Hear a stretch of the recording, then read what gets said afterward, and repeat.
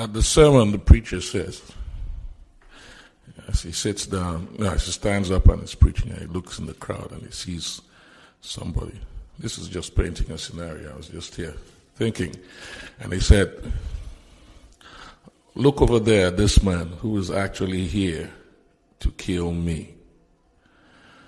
Take into consideration all that I'm doing for my people, trying to liberate them and take them out of their ignorance.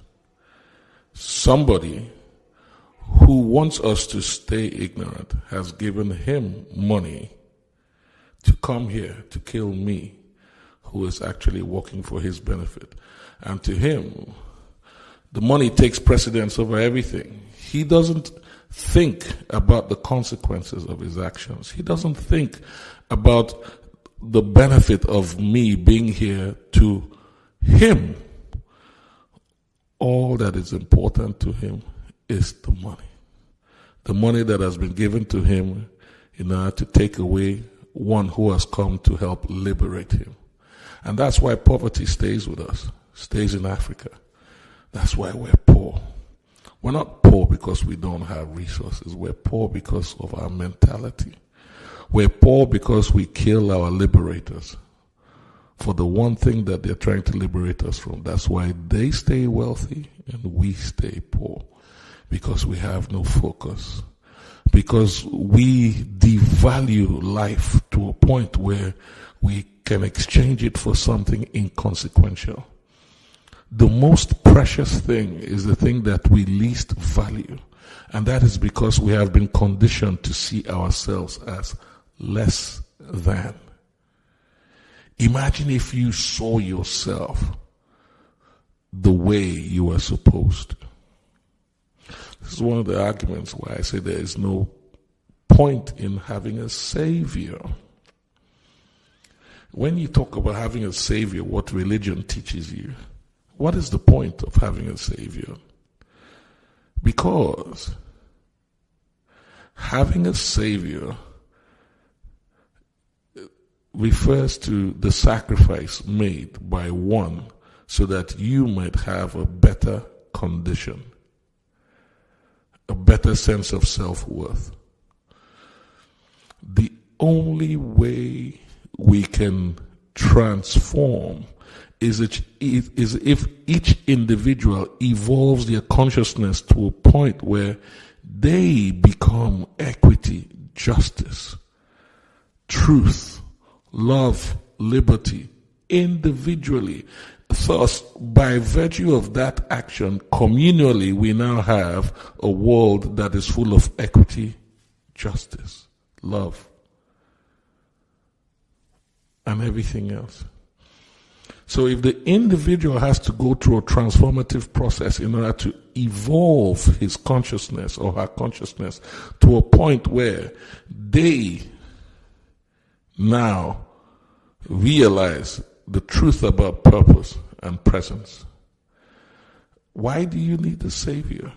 Because the whole concept now is I can do all kinds of wrong and go and confess in the name of my savior, and then all of a sudden I have a clean slate. There is no accountability. Some might argue that that's not the way it works, but that's the way it's actually projected. Individually, you have to unite. Individually, unite yourself. You have to be a united person individually. And this is a very tough concept, because we always want to unite, not to fight. But if my intention is immoral or amoral, then how can we all unite in order to fight? Because my intention is not the same as yours. I want to unite because I want a better world. You want to unite because you want a better car. You want to unite because you want a better situation. Some materialistic, some idealistic, some whatever. But the whole point is, unless every individual is clear with their own, with their individual intention, and they unite, or let's say they align themselves with a greater amount of consciousness and awareness. So they are looking at themselves as the world that I want, I have become that. Each and every individual has become that by virtue of reaching that particular state of consciousness. You don't need to actually come together and unite. You're already united. United yet independent. Let me break it down a little bit.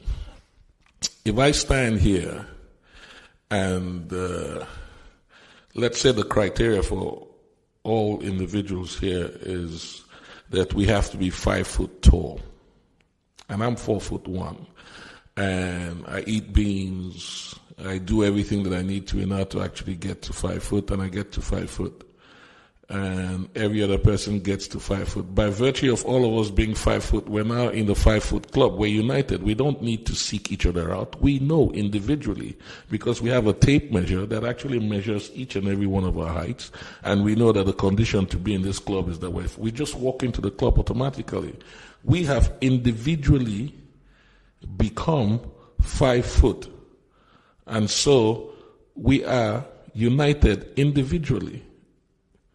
Because we made the effort in order to reach that 5 foot. We did something. We made a sacrifice in order to get to that point where we felt like that's the benchmark that we need to attain. So it's something similar.